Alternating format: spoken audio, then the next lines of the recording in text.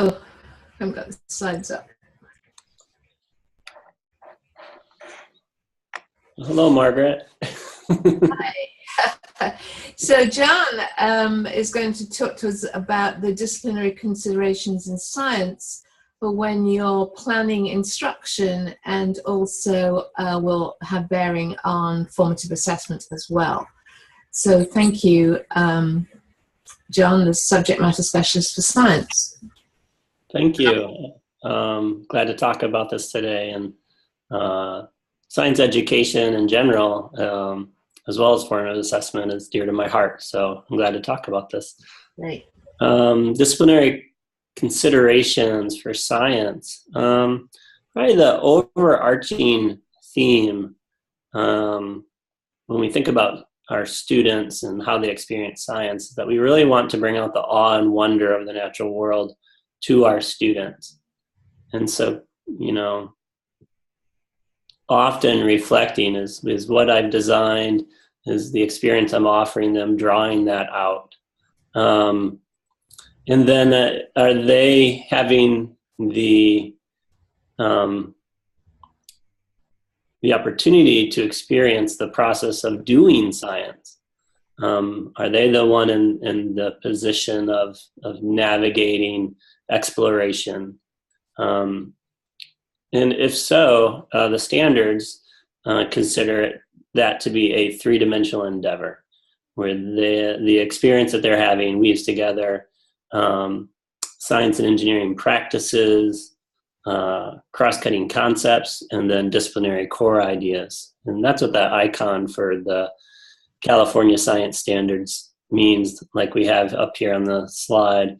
The Mobius strip that shows those three things happening in concert. So can I ask you, when you're planning a science lesson, then would these three dimensions all be integrated as part of the science content, or might you do practices one day or core ideas, or do they always necessarily go together? Well, we try to put them all together as a performance expectation, which I think is similar to like the learning goal, that we create a performance expectation that has some language from each of those three together. And so, you know, we would want students to, at some point in the lesson, accomplish that performance expectation or learning goal. Mm-hmm. And so in a couple of slides, I have an example of a fifth grade performance expectation and how it does weave together all three components. Okay, so we can think about that. I think we have a participant here. Hi. Hello. Hi there. What's your name? My name is RP. RP, and where are you from? Los Angeles, Hollywood. Hollywood. So how come which formative assessment session did you go to? The Downey one or the? I went to the Downey one. The Downey one, yeah. Well, nice to have you here. We were waiting for folk to come on, and in the absence of people, we started sort of in the middle of this webinar. But let's keep on going, because what we're talking about now is, just to recap, is you know, I went over to begin with the reminder about the importance of learning goals, success criteria driving the whole process, formative assessment, which we discussed at the meeting. And then really thinking about how its formative assessment is situated within each of the disciplines. So Jonathan, who's the science specialist from Sacramento County, is telling us now about the science disciplinary considerations. Are you a science teacher? I am, yes. And what grade do you teach? I do 10th, 11th, and 12th grade. Oh, great! Oh, well, wonderful. So we'll go through this set of slides now about the discipline, important ideas in the discipline, and then begin to think about them in relation to formative assessment. So let's let's go. Do you want to mention the YouTube video, John? John, I'm interested to know what that would be. The YouTube video is a link to a phenomena, and one way that the NGSS tries to bring out this curiosity on one or out of our students is by showcasing real world phenomena. And so that would be an example of one that you could show students. And essentially it's something that you would see the first picture of and make some predictions about what you think will happen. And then as you play it, you see if the cause and effect relationship plays out the way that you thought. And if it did, great, but there will be some things in the video that are unique. And so then reflecting on what might have been the cause, for the effect that you witnessed and so forth, and really gets students into doing science. Mm-hmm. So we don't have to look at that now, but at another time, that one's definitely worth checking out. Yeah, so if you got the link RP with that, I think that would be well worth looking at. And that's presumably why science teachers don't like learning goals and success criteria to be introduced right at the beginning of the lesson, because they want to have this exploratory period. Is that correct? Absolutely. Yeah. Yeah. Okay, great. And All right. I'll have the PowerPoint linked on the website tomorrow. So if you don't want to jot all that down now, and I'll have a link for that video on the website too. Okay, great. Mm-hmm. I have a question for our participant. At your high school, have you guys embraced the next generation science standards or the new California science standards, and maybe where are you at with implementation, if you have? I think you're muted. There we go. Yeah, we can hear you now. Okay, great. I'm actually the science department chair at our school. And this year I changed all of our textbooks, starting with elementary, to core NGSS standard textbooks. So I've been working on kind of gravitating teachers towards this idea of STEM learning and hands-on learning, and kind of the Socratic method to teaching rather than the traditional way that most schools are used to. So that's kind of been what I'm trying to pioneer this year.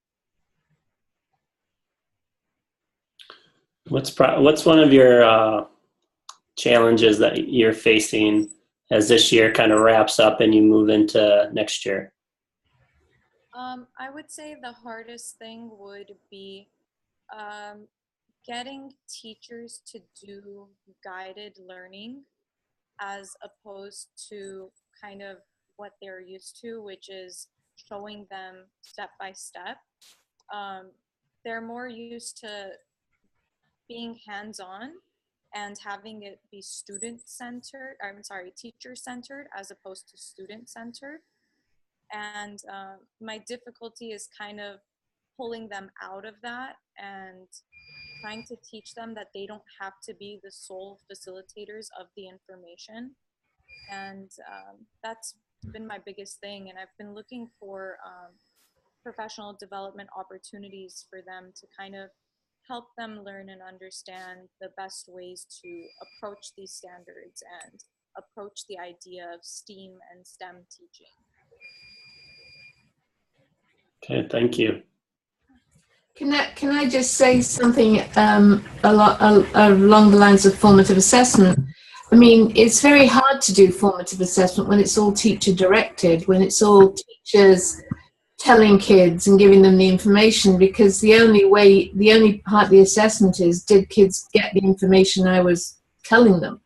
So you miss the whole part of kids behaving like scientists, developing these important scientific ideas and practices. that get integrated, and they can become occasions of formative assessment. But when it's just one direction, really, the nature of assessment is I tell you and you tell me back whether you got what I told you. So the real learning part of it is missed. So I think that's a good example of where formative assessment doesn't work so well in that traditional didactic, stand and deliver mode of teaching, which I think is what you're referring to. So good for you for trying to change it. John, do you know of any professional development opportunities for Uppy in her school? Well, I'm thinking of LA now, and that's a little out of my area. That's right. It's NGSS is great. Like I mentioned, you want to focus on the phenomena first, and I'm not sure about your student population. Is it diverse, or We're an Armenian school. We focus on Christian Armenian students. That's our thing. So not much diversity there as far as learning abilities. We are a college prep school, but we have students of all dynamics. So we have kinesthetic learners, we have traditional auditory visual learners. So I can't really categorize them as far as so even if by kind of modern standards, if you were to say you're somewhat homogenous, in reality we're all very diverse, right? Yes. And so the nice thing about NGSS is they embrace showcasing phenomena first, as Margaret mentioned, without a lot of telling ahead of time about things, but having students experience the phenomena first. And that brings in the experience that you're drawing upon for the lesson as part of the lesson. And I think that's really different. Whereas, if we just start talking in front of kids and expect them to attach this information to something that they've learned previously, which that's how you build knowledge, is through connections and attachments. We can't really control what experience we're hoping that they attach this knowledge to. A lot of times we just hope that they attach it to the standards from last year. But the reality is they don't attach new information to the standards from last year. They attach it to experiences that they've had. And so by doing phenomena first, you're creating that experience right in the classroom that you're hoping to attach the new concepts to. And so I would seek out, resources for phenomena, or training just about phenomena. And how do you really get to that deeper understanding of why are we doing phenomena first? There's a lot more learning theory, I think, behind that than just a neat design, lesson design feature. It's that prior experience you're building right into the lesson.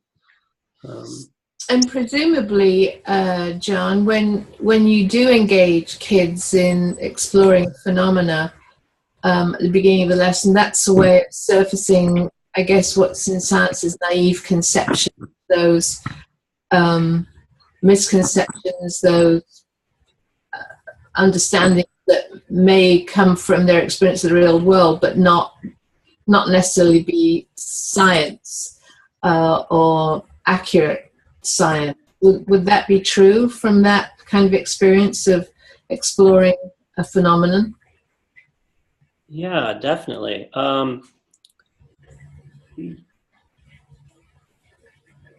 The kids are born explorers, until we knock it out of them, yeah, until we knock it out of them, kind of. But they really are born explorers. They want to figure things out. And even if we try to knock it out of them, they'll continue to explore things in the classroom. It might annoy us even as teachers. What are you doing? Why are you doing that? Why are you messing over there in the lab? You're not supposed to be in the lab right now. Why are you they want to explore things is my point. I'm not making a very good point, but they want to explore things. And by just human nature, you're a scientist at birth. And what we want to do, I think, with science at any grade level is ignite that concept of play, because exploring feels like play. But we want to gradually add sophistication to that play. Because any professional scientist has a passion that's maintained for that thing that they're studying. And so somehow along the way, they've been able to maintain that passion and just add sophistication to their exploration until, they're a professional scientist. I was just talking to Jeff Goldstein, who's the director of the National Earth and Space Science Institute over in Washington. And he reflects upon being at the Hawaii Volcano Observatory, the observatory on top of Mauna Kea, and he's up there looking at the stars and studying the weather patterns on other planets. And he has this epiphany where he thinks back to being, like in, a third grade classroom, and like, wow, I've sure come far since, Mrs. Bosch's classroom. And, he's realizing like the level of sophistication has increased, but he's still just exploring the same as when he was a child. Nice. Yeah. And so we want to create that same sense of curiosity and exploration in classrooms that scientists had. Nice. Well, I'm certainly going to watch this YouTube video. I think, how long is it? It's only a minute and 30 seconds. Oh, well, why don't we watch it? Is that possible, Paul? Would you like to see it, RP? Now you're on the line. We may as well look at it. Yeah. Right. Okay. So I used this one recently in a fifth grade classroom, and we're kind of exploring the flow of energy and matter as it goes from different systems. And so, Paul, if you would hit play, and then you're going to hit pause in just a minute. This is 74 days of pause. And so what I'd want kids to do is, over the course of 74 days, we're going to watch this, this tub of vegetables, fruit, and, in your science journals, I want you to list the fruits and vegetables that you see, and then rank them at which one's going to decompose first. Oh, interesting.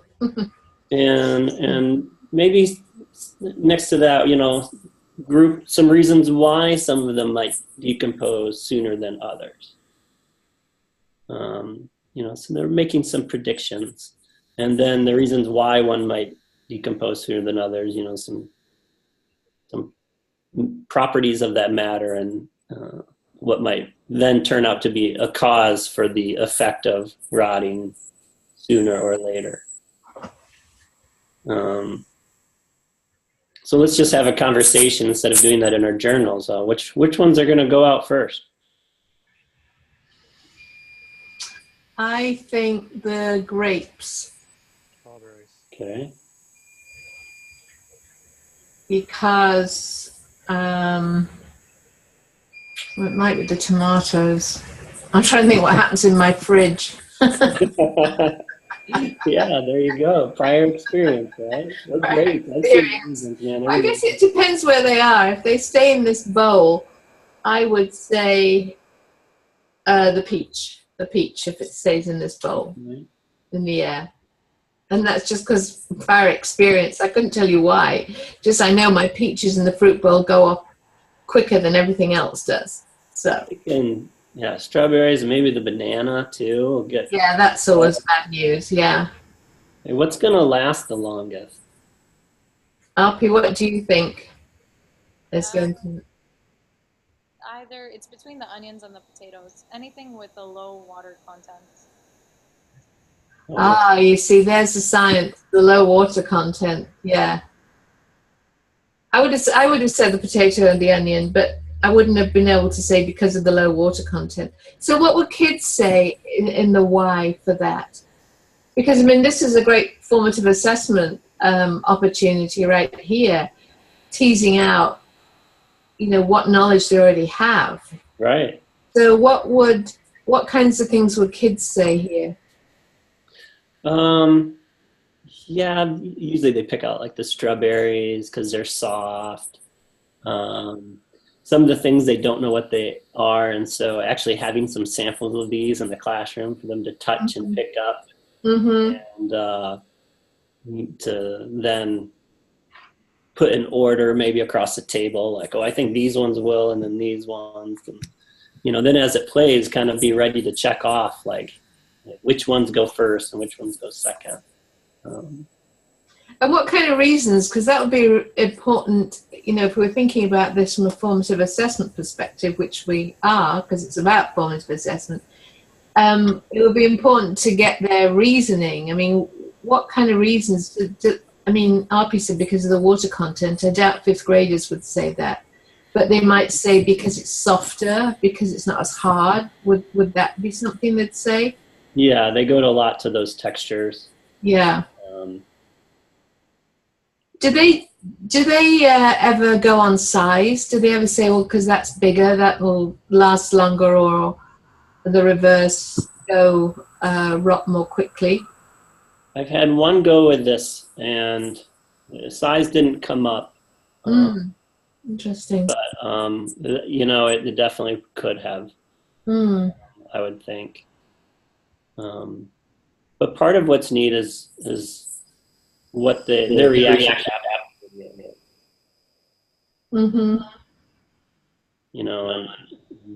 So maybe at this point we can.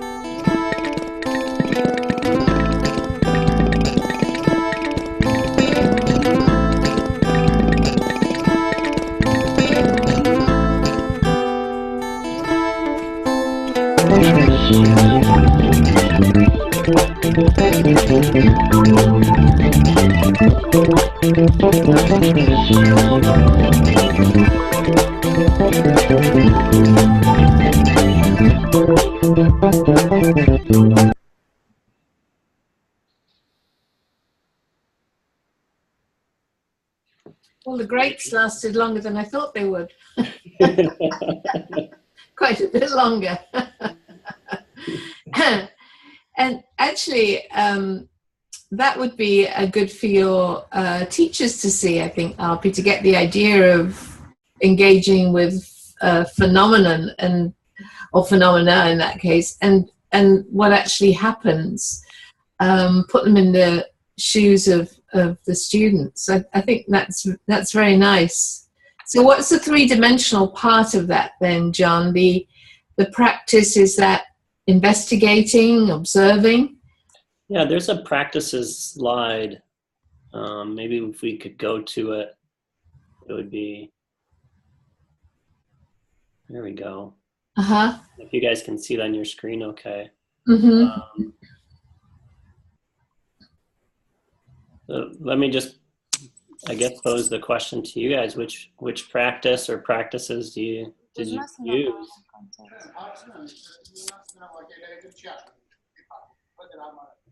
Okay. Okay. Yes, go come talk to me. I'm very sorry. I'm about to get locked out of my building. So, well, it was good. It was nice while it lasted, Arpi. Yeah, is it possible to get these slides in any way? Yeah, Paul, I think Paul's going to post them on the website along with the recording. So John and I'll continue with the recording, and then you can hear all the science piece after that. Perfect. We'll have access. So you could listen to it along with your teachers as well. Great. That might be a nice professional learning opportunity. Yeah. Thank you so much. Well, thanks for being here. See you in Downey next time. I look forward to it. Thank you. Bye. Bye. So the question is for me then. Well, yeah. Yeah, so probably you may have found yourself doing a couple of these. Well, I think I would have, I wasn't planning the investigation, but I was carrying it out in the sense of I was making a prediction and observing something happen. I mean, I could have argued from evidence why I thought certain things were happening. I could have reasoned for that, so I could have engaged in that. And if I was making notes over 74 days, I would have had information that maybe I could start to communicate that in some ways. You know, maybe a model of what was happening to the fruits and vegetables in the bowl. I mean, I'd have to look at this a bit more closely to get that, but that's just off the top of my head. Is that really far out, Jonathan, or is there? No, I think that this is what happens when there's a phenomenon and you're trying to make predictions and then also explain what you saw. Is you end up doing a couple of these. Mm-hmm. But there might be like one main particular one that stands out. And I'm thinking engaging in argument from evidence, like you mentioned, really stands out because, yeah, she did make some predictions and so forth, but, you know, you would have the evidence of the texture and feel of each of those fruits or vegetables, also with what you saw happening in the video. And then also kind of like, how do you explain the fact that new life was growing out of that pot? Yeah, that was really interesting that suddenly those green shoots were there again. Yeah, that's another interesting phenomenon, how that, you know, all that rotting and then new life comes. That was really... We didn't predict that, but that would be kind of the cycle and flow of matter and energy. Mm-hmm. That was evidence of. And so the teacher's job would then be to help draw that out, to lead the students, I guess, through a series of questions and maybe other experiences to come to that conclusion for themselves. That would be the pedagogical approach, would it? Yeah. And you started off talking about planning and carrying out an investigation, and although they didn't plan that one, there was some of it being carried out. You know, but what do they want to do now? Can they create a plan of something to investigate? Yeah, having seen that, yeah, so that will be their own. And so in terms of formative assessment, I mean, you've already got the predictions and the reasons for the predictions, and that would get you into the students' initial conceptions. Then engaging argument from evidence, the kinds of reasoning they were able to make based on what they'd seen. And then presumably the next part would be, you know, can you take some of that, I don't know if you still call it the scientific method, but can you now think about how you might design an investigation of where you'd engage in those practices. So, I mean, all of those would be, I mean, I look here and I think this is all formative assessment. You could use all of this here as part of instruction and learning. as formative assessment to really get insights into the kids' thinking. So this is really helpful. And there's, and I think the next slide is the cross-cutting concepts. We've kind of talked about some of this, but there's energy and matter, flow of energy over there on the the right-hand side. Mm-hmm. Stability and change was also a concept that was there. How long will, one of those fruits or vegetables stay stable and before it starts to become something else? Mm-hmm. So when teachers are planning a lesson for this, because one of the things I'm going to be talking about in the next session is lesson planning. So in science then, when they go to the standards, which one would they start with? If I were here, I'm not quite sure how I would get into these 3Ds. Would I start with the cross-cutting concepts and then narrow in to, or do I think of the phenomena that I want to investigate and then think how that might connect to the cross-cutting concepts? How do I think about planning a lesson or a unit with this? Thank you for asking that question, because there's 8 practices that were on that blue slide, and there's 7 cross-cutting concepts. So, right now that's a number of combinations, right? Yeah, right, exactly. And then if we keep advancing the slides a little bit, there should be a slide that's orange.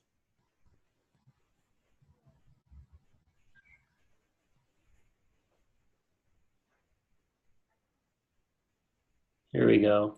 Mm-hmm. And you have these disciplinary core ideas, which are more similar to content standards as we're used to having.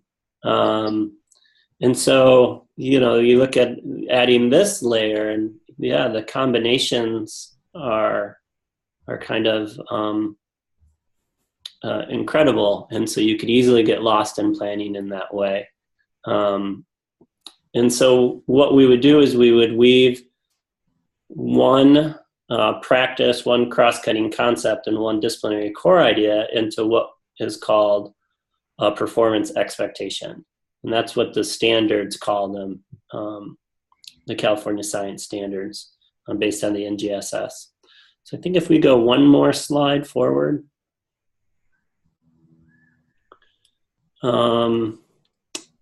Let's go one more. Sorry. We're kind of having an organic experience. Oh, I thought this would get deleted. Maybe 2 more slides. I'm glad you'll be able to edit some of this out. One more. Here we go.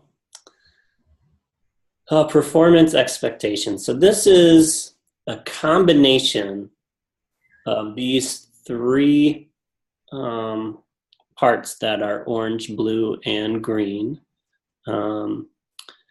And I can't read it all because our pictures are covering it up. But I believe it says support an argument that plants receive the materials they need for growth, chiefly from air and water. And so our standards for each grade level have certain performance expectations, where if you look at this, where it says support an argument, the first part of the performance expectation, that comes from the science and engineering practice in blue, engaging an argument from evidence. And so they'll actually use some language of the practice that they want in the performance expectation, right in the performance expectation. Support an argument that plants get the materials they need for growth. So the materials they need for growth, that's energy and matter. That matter is transported into and out of and within systems. Those words correlate to the cross-cutting concept. And then you have, what are we monitoring the flow of energy into and out of, well, that plants,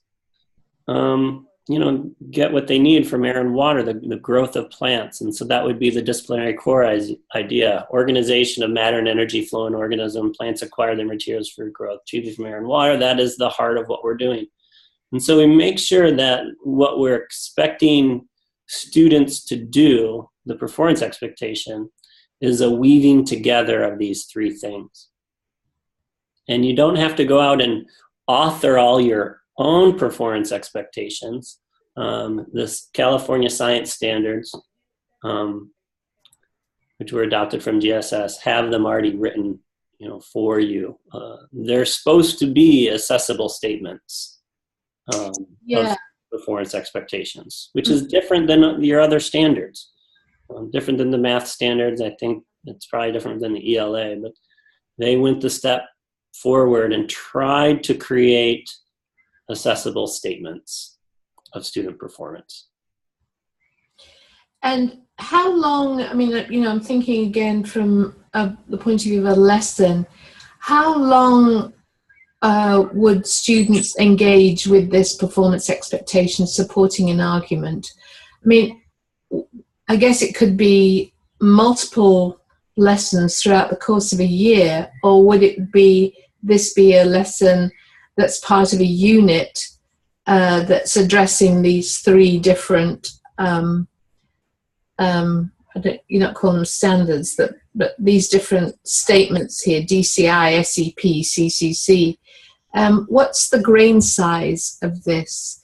I'm trying to think about it from my perspective as informative assessment. I'm wanting to really understand where kids are in the course of a lesson, which might be several class periods.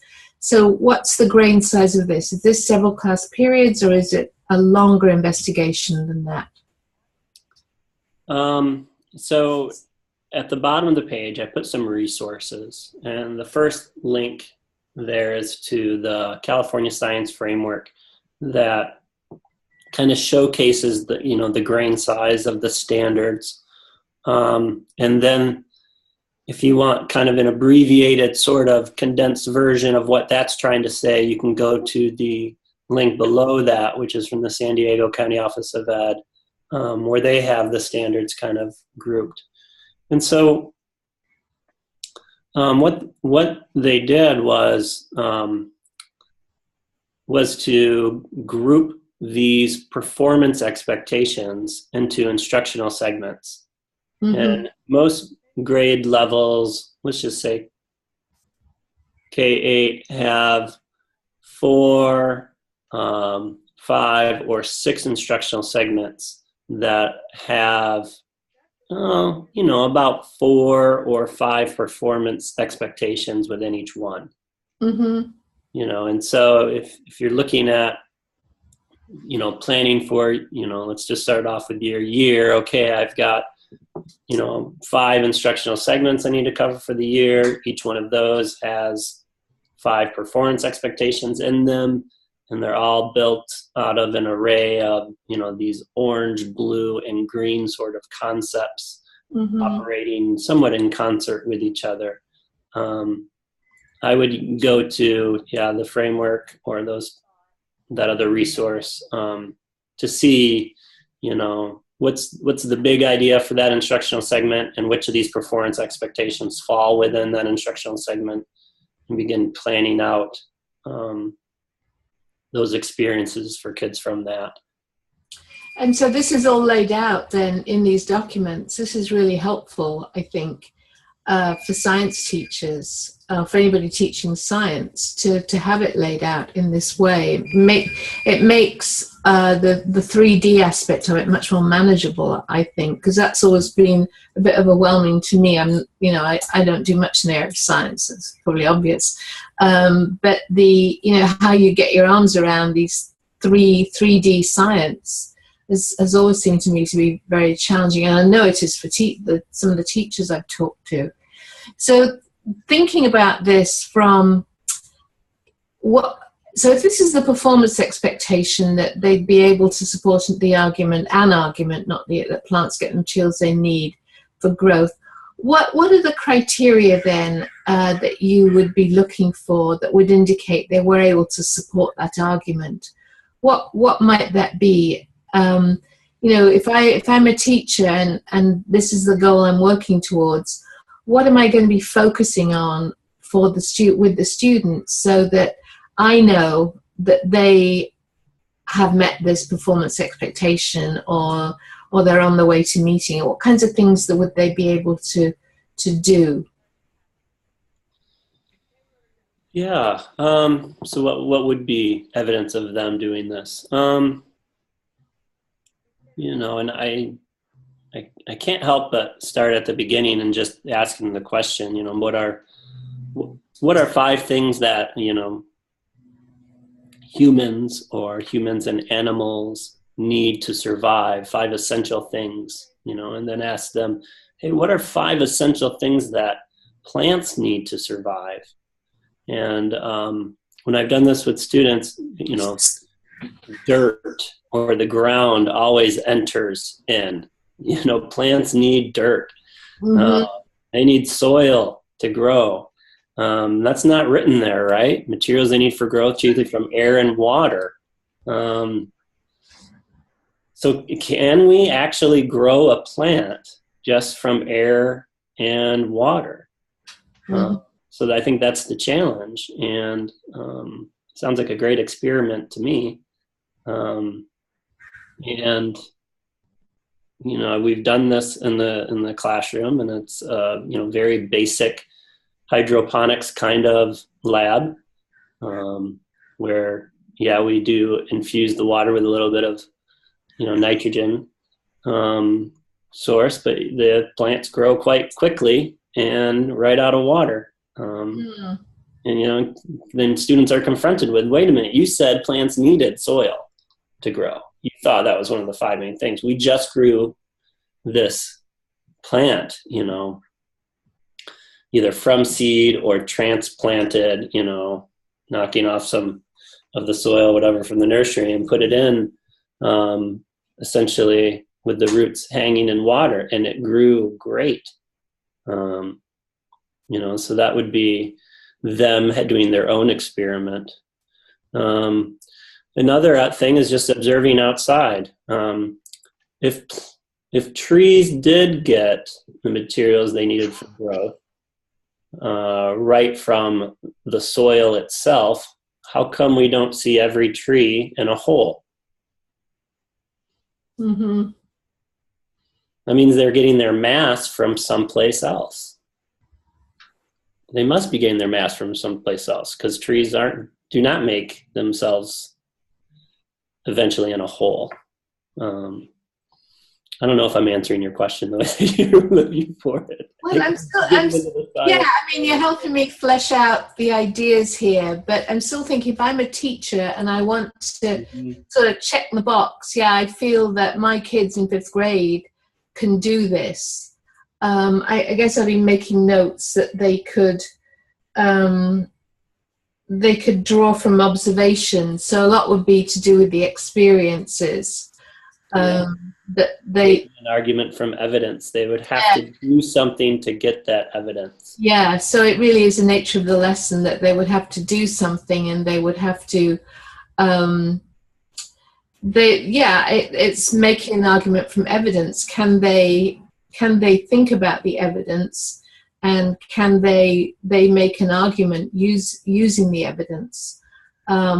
So this is very much inherent in how the whole learning's set up, because, you know, going back to what a teacher colleague was saying, if you're just telling kids that this is what happens, then there's no sense that they've constructed any understanding from what from how you've laid it out here, versus if they have a teacher who's setting up, you talked about a hydroponics lab, which I've no idea what it is, but it sounds very fancy, that, you know, if you're setting that up and there's a lot of going back and forth, questioning and answering, predicting, challenging earlier conceptions, then that the experience in itself really becomes the argument. Yeah, I can argue from, and I can critique the reasoning of others maybe, based on that evidence. So it's really all about the argument they're making from the evidence they're obtaining.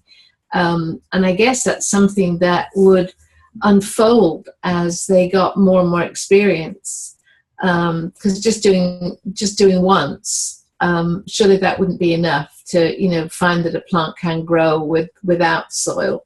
You wouldn't have to be replicated in other ways. Yeah, and I find when we have a classroom of kids, maybe they're working in pairs. I'm a big fan of students working in pairs. Mm-hmm. You had a classroom of 30 kids, that's 15 data points. Yeah. That adds to your evidence. That's right. Yeah, nice.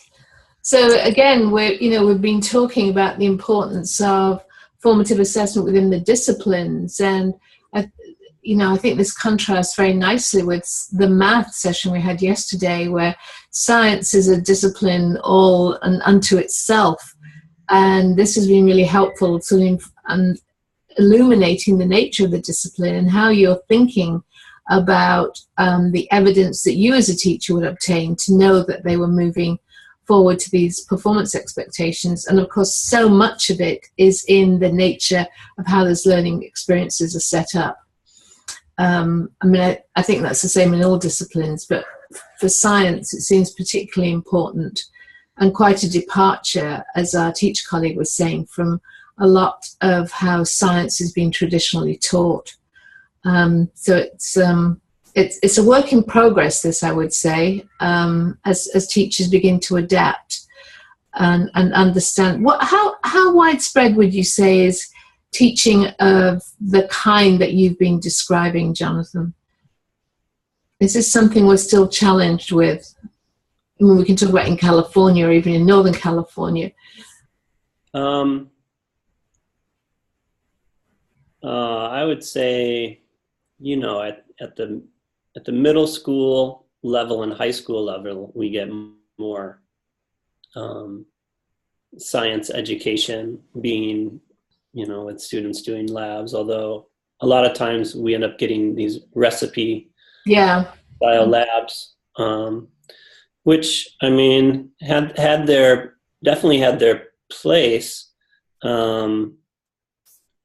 a number of years ago, but as things and processes are automated, I'm talking about later on in the professions, and now if you were to continue down that path, what happens to recipe style labs is that it gets automated by a machine of some sort, does those tests later on. We really need students to design experiments and to think about what goes into it.